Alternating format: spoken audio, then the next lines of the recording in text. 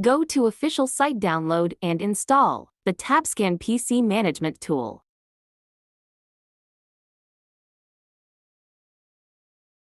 Connect T6154A to vehicle, turn on ignition. Connect T6154A to laptop.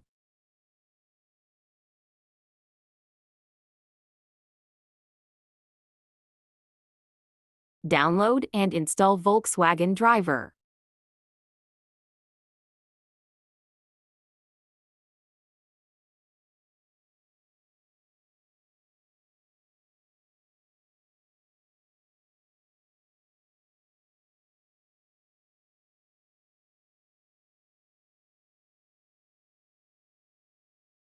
Click Extras and select T6154A interface.